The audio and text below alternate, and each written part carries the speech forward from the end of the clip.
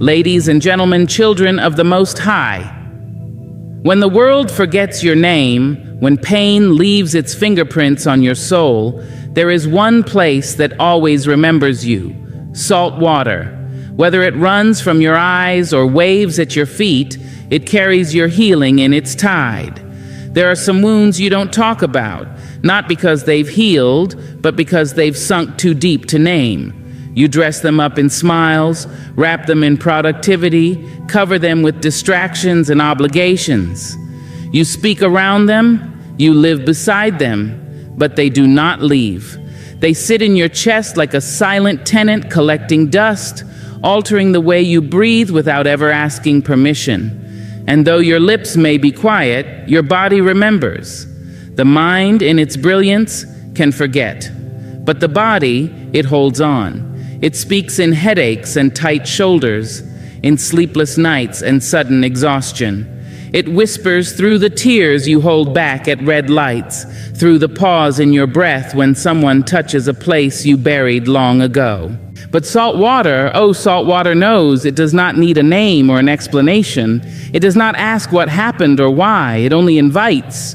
It only receives. Whether it falls from your eyes, rolls down your skin as sweat, or surrounds your body in the sea, salt water pulls truth to the surface.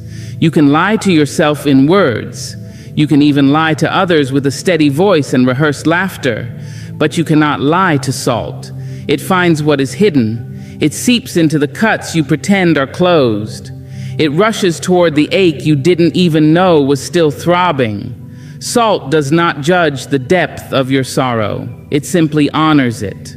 There is a reason we cry when we're touched in the deepest way. There is a reason people go to the ocean when their world falls apart. There is a reason why sweat pours out when we push ourselves through the limits of what we thought we could bear. Salt water is the body's way of saying, you are human, you are feeling, you are still alive. The healing is not always loud. It doesn't come with applause or a bright light. Sometimes it comes in quiet waves, in silent streams, in moments where you stop pretending and finally allow yourself to feel. To feel all of it, the heartbreak, the confusion, the disappointment, the guilt, the grief. Not to solve it, not to control it, just to let it rise and move and leave you softer than before. What the mind buries, the spirit remembers, and the spirit will always seek out the water, because water does not demand strength. It does not need you to be composed or correct. It simply needs you to be honest. The moment you surrender to it, the healing begins, not because you fixed the pain, but because you allowed it to be seen. Salt water in all its forms is a witness to your breaking, a witness to your trying, a witness to the truth that your healing was never about hiding. It was always about being held. We live in a world that celebrates the mask, a world that tells you to smile when your heart is aching, to keep moving when your spirit begs for rest, to post, to pose, to pretend. It tells you that vulnerability is weakness, that emotions are burdens, that crying is something you should apologize for. And so, slowly, you learn to numb. You learn to bury the ache beneath busy schedules, to quiet the pain with distractions that glitter but never satisfy, to silence your soul with noise that fills the room but empties your heart. You learn to smile wide while your insides tremble. You master the art of appearing fine while falling apart. But what you do not realize, what no one tells you, is that you cannot heal from what you refuse to feel. You cannot numb your pain without also numbing your joy. You cannot run from sorrow and still expect to find peace. You cannot lock away the grief and hope love will still find room to grow. When you shut the door on hurt, you shut the door on healing too. The wound doesn't go away just because you stop looking at it. It lingers, it festers, it deepens, and it speaks in all the ways you pretend not to hear, in the decisions you can't explain, the relationships you keep breaking, the patterns that keep pulling you back into the same dark room. You think you're moving on, but you're only circling the same pain with prettier language. There is no substitute for the sacred work of feeling. There is no shortcut to restoration. You must sit in the sorrow. You must wade through the uncomfortable waters of your own truth. You must let the tears come, not as weakness, but as release. Because the pain was never meant to be a prison. It was meant to be a passage into deeper wisdom, deeper compassion, deeper self-awareness. But only if you're brave enough to walk through it instead of around it. You try to drink it away, work it away, sleep it away, ignore it until the noise of your own denial becomes a lullaby. But it never truly leaves. It waits in the quiet. It waits in the stillness. It waits when you're alone and the show is over. And the longer you run from it, the louder it gets. Until one day it speaks not in whispers, but in breakdowns, in panic, in depression, in isolation. Because what is not felt will always find another way to be seen. And so the healing begins not with a plan, not with perfection, but with permission. The permission to feel the pain without judgment. The permission to weep without rushing to wipe the tears. The permission to say, I am not okay, and not apologize for the truth of your experience. To feel is not to fail. To hurt is not to be broken. It is to be human. And it is through that humanity that healing finds its way in, not as something to be earned, but as something to be received when you are finally willing to stop pretending that the pain doesn't live in you. There are wounds that go quiet before they ever heal, wounds you try to cover with time and silence, with distraction and denial. But a wound does not forget. It remembers the moment it was made, the words that pierced, the betrayal that broke, the silence that swallowed your voice. Every wound has a memory, and that memory doesn't vanish just because you refuse to speak it. It sits inside you, tucked beneath the skin, tucked in the fold of a smile that doesn't reach your eyes, tucked in the laughter that feels too loud, in the stillness that suddenly makes your heart beat too fast. Pain has its own rhythm, and it waits. It waits until the performance ends. It waits until the guests leave. It waits until the world goes quiet so it can rise again and whisper, I'm still here. And you know it's still there, not because you think about it every day, but because something small can awaken it. A smell, a song, a name, a date. Suddenly you are back in that place, back in that moment, and the wound reminds you, you never really let me speak. The truth is, you cannot silence what you will not face. You cannot heal what you won't name. And you surely cannot move forward carrying lies about what you've endured. You tell yourself it didn't matter, that it wasn't that deep, that it was your fault, that you should have known better, but that is not healing. That is avoidance in pretty clothes. That is denial decorated as strength. And strength does not come from pretending you're untouched. It comes from standing in the mirror of your own story and saying, yes, that hurt me. Yes, I'm still carrying it. Yes, I want to be free. Truth is water, not always soft, but always cleansing. It doesn't need to shout. It needs to be honored. You don't have to share your pain with the whole world, but you must tell it to yourself. You must stop gaslighting your own spirit into silence. You must stop rewriting the narrative to protect the people who hurt you or to make yourself easier to love. The wound remembers, and if you keep dressing it with silence, it will begin to rot beneath the surface of your life. But if you pour truth over it, if you dare to speak, to weep, to remember with clarity instead of confusion, something sacred begins to happen. The pain doesn't disappear, but it begins to transform. It turns from chaos into clarity, from heaviness into wisdom, from suffering into a story that no longer controls you. And it is only then that the wound begins to fade, not because time erased it, but because truth washed it. You must name what hurt you. You must name what you lost. You must name how it changed you. And then, like standing at the shore, you let the salt water rise up around your ankles, and you offer that truth to something greater than yourself. You let it be witnessed. You let it breathe. You let it live outside your body for the first time in years. And in that release, the healing begins. Not because it's easy, but because it's finally honest. There will come a time when the world seems to grow deaf to your voice, blind to your presence, numb to your efforts. You will walk into rooms where you once felt seen, and suddenly you are invisible. You will pour your heart into people who forget how to hold it. You will give, and they will take. You will love, and they will leave. You will show up, and they will not remember your name. And if you are not rooted, if you are not anchored in something deeper than applause or acknowledgement, you will begin to believe the lie that you are only as valuable as the attention you receive.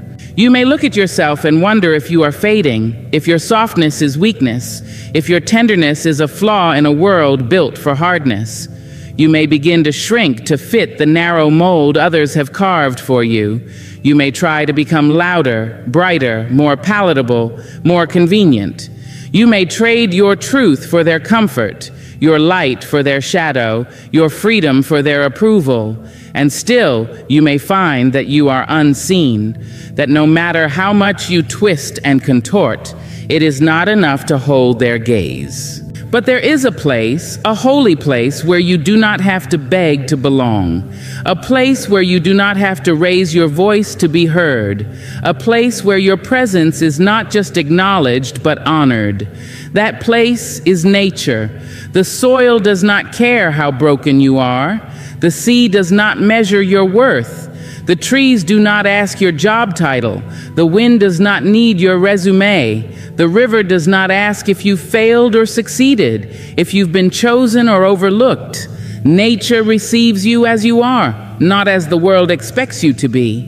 When the chaos of human living has dulled your spirit, nature becomes the reminder, the whisper beneath the noise, the rhythm behind the ache, the steady pulse of something eternal that calls you by name, even when everyone else forgets how to say it. When you step into the arms of the earth, barefoot on the grass, palms open to the sky, eyes closed beneath the sun, you remember that you are not forgotten. You remember that before you were anyone's anything, you were already everything in the eyes of the divine. The same hands that shaped the mountains carved your spirit. The same voice that called light into being speaks your name in the silence of every sunrise. You are not invisible to the waters that cradle your reflection. You are not lost to the stars that rise faithfully, night after night, whether you are watching or not. You are not small in the eyes of the forest that dances with the wind. You are not forgotten in the quiet places where no one is looking, but everything is alive. When you sit in nature, stripped of pretense and performance, you are reminded of your original self, the self that is not performing, not pleasing, not proving, the self that simply is. There is wisdom in the way the ocean comes and goes and never loses its power. There is grace in the way the sun sets, knowing it will rise again. There is strength in the tree that bends in the storm but does not break. And when you return to these sacred elements, you begin to return to yourself. You begin to remember that you belong, not to the noise of this world, but to the rhythm of something older, something more truthful, something that holds you without question. So when the world overlooks you, when the people you gave your best to no longer call, when your name is missing from the list, when your worth feels like it's tied to your usefulness, go outside, lay your body on the earth, walk into the water, stand beneath the sky, not to escape life, but to remember it, to remember that you are still known, that you are still whole, that your name is written not in likes or titles, but in the wind, in the waves, in the wild. There is a myth we've inherited, passed down like a broken heirloom, this belief that sorrow is shameful, that to cry is to collapse, that to admit pain is to invite weakness. We're taught to keep it in, to stay strong, to soldier through. And so we fold our grief into our pockets, tuck it behind our smiles, bury it under busy days and empty conversations. We walk around with full hearts and heavy souls, pretending we are light enough to fly, when deep down we are carrying entire oceans behind our eyes. But sorrow, beloved, was never meant to be silenced. It was meant to move. It was meant to flow. When you hold sorrow hostage in your chest, it hardens. It doesn't stay quiet. It becomes tension, fatigue, confusion, even rage. You think you're managing it, containing it, being mature or composed, but what you're really doing is blocking the very force that could cleanse you. Because sorrow is not here to destroy you. It is here to cleanse what has been cracked open. It is the body's way of washing what words cannot reach. When you cry, when you shake, when your voice trembles, when your hands clutch your chest in grief, what you are doing is not falling apart. You are releasing. You are making room. You are tearing down the walls where unspoken pain has tried to live for too long. There is a sacred rhythm to emotion, and when you deny it its motion, it turns inward. What should have flowed out now festers inside. What should have passed through you now plants itself like a seed, and over time it grows roots in your mind, your habits, your decisions. That's why you snap at those who didn't hurt you. That's why you feel restless in stillness. That's why sleep eludes you, even on quiet nights. You're not being haunted, you're being filled with everything you refuse to let go of, but the body remembers, the spirit remembers, and it won't stop calling for release until it is heard. Tears are not weakness. They are wisdom in liquid form. They are not a sign you failed. They are a sign you're no longer willing to fake being fine. We were never meant to hold it all. Even the sky lets its clouds break open. Even the ocean surrenders its tide. Even the trees lose their leaves. And yet we, the most feeling creatures of all, are told to stay composed. But your composure does not make you strong. Your release does. Because sorrow that moves becomes space. It becomes breath. It becomes clarity. It becomes the silence you've been longing for, the stillness you thought was lost forever. But stillness is not the absence of feeling. It is the reward of fully feeling. Stillness is what follows when you have honored what is true. And what is true is that you have been hurt. You have lost things you loved. You have faced days that felt unbearable. You have carried disappointment, betrayal, confusion, heartbreak. And none of that makes you broken. It makes you human. The beauty of being human is not in how much you can hold. It is in how fully you can let go. Let the tears come when they need to. Let your chest tremble. Let your silence speak. Let the sorrow rise in you like a tide, and let it pull you into the deep, not to drown you, but to wash you clean. This world has made an enemy out of grief, has labeled it inconvenient, has punished it with isolation. But grief is not the enemy. It is the companion of every heart that has ever dared to love, to hope, to try. It is the river that carries you back to your center. And when you let it do its work, when you stop resisting and start releasing, you make way for the stillness that follows. Not the false stillness of suppression, but the true stillness that only comes after surrender. There are moments in this life when everything you've built feels like it's crumbling in your hands. The life you thought would hold you begins to loosen its grip.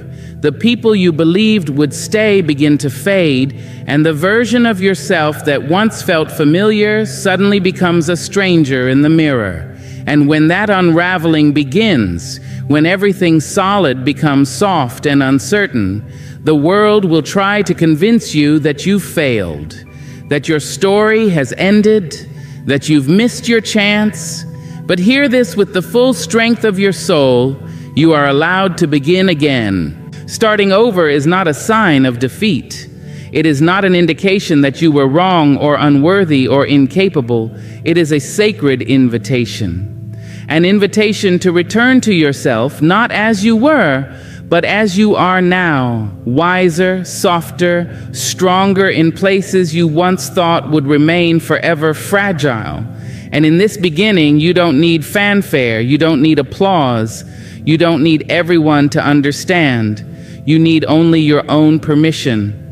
The quiet, unshakable yes that rises from within when your spirit is ready to breathe in a new direction. Salt water knows the language of beginning again. It does not rush. It does not demand perfection. It simply invites you in, barefoot, tired, honest.